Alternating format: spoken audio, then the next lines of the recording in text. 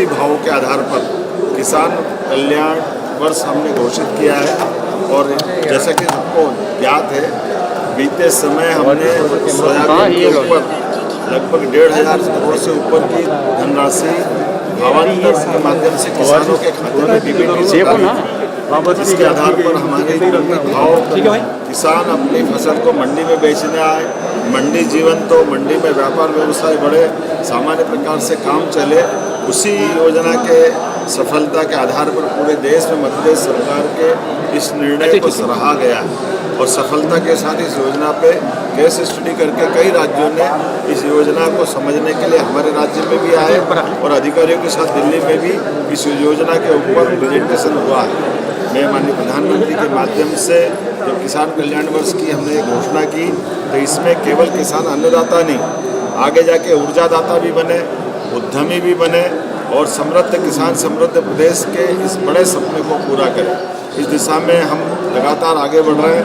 इसलिए मध्य प्रदेश के अंदर देश का खाद्य भंडार बनाने के लिए वैश्विक एग्रो एक्सपर्ट के रूप में मध्य प्रदेश को जाना जाए, इसमें हम काम कर रहे हैं। और इसी सिलसिले में जब हमने भावांतर योजना सोयाबीन में सफलता के साथ लागू की, ऐसे में आज वर्तमान के समय में इस फसल के साथ हमारी सरसों के रकबों में पूर्व की तुलना में, क्योंकि सिंचाई का रकबा हमारा बड़ा है, इरिगेटेड एरिया नदी जोड़ो अभियान से लेकर नर्मदा के नदी साथ साथ बिजली की उपलब्धता और पानी की उपलब्धता होने के कारण से वर्तमान में एग्रीकल्चर का सिंचाई रकबा 28% बढ़ा है सरसों को लेकर के।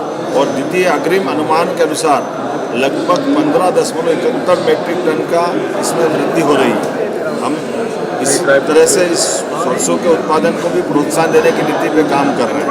यही कारण है कि वर्तमान में अभी सरसों के भाव 5500 से लेकर 6,000 तक है, कई बार इसके रेट और गिर जाते हैं। ऐसे में हमारी माननीय मोदी जी के माध्यम से भारत सरकार की MSP 6,200 रुपये प्रति क्विंटल की, और इस आधार पर हमारे किसानों को उनकी MSP का दाम मिलना ही चाहिए, इसलिए हम काम कर रहे हैं। इसलिए उनकी उपज के उचित मूल्य दिलाने के लिए प्रावधान और पात्रता के अनुसार भावांतर योजना के बलबूते पर हम पंजीयन करना प्रारंभ कर रहे हैं और FAQ के आधार पर न्यूनतम समर्थन मूल्य किसानों को मिले, इसलिए हमने इस योजना पर काम करना प्रारंभ किया। और इसी आधार पर आगे जा कर के ये तिलहन का रकबा भी हमारे प्रदेश में बढ़े, इस पर हम काम कर रहे हैं। जब आज राज्य की औसत उत्पादकता की तरफ देखें तो हमने उसकी पात्रता अनुसार उसके भुगतान की सारी योजना बनाई। मुझे इस बात की प्रसन्नता है कि हमने सोयाबीन के समान जब इधर सरसों पे आगे बढ़ रहे हैं तो ये उसी प्रकार से एक बड़ी धनराशि देने के लिए भी हम किसान को तत्पर है, ताकि किसान की हर हालत में MSP पे उसकी फसल का सही दाम मिले। और तीसरी फसल के लिए चूँकि बिजली पर्याप्त है किसानों के लिए, और तीसरी फसल भी लोग अपने खेतों में अलग अलग प्रकार से मूंग और अन्य प्रकार की फसल लगाते हैं, लेकिन हमने कहा कि मूंग के बजाय अगर आप उड़द लगाएंगे तो उड़द की डिमांड देश में भी और विदेश में बहुत ज़्यादा है। उसकी तुलना में अगर उड़द लगाएंगे तो हम उसको प्रोत्साहन देने के लिए हमारी सरकार ने एक निर्णय लिया है।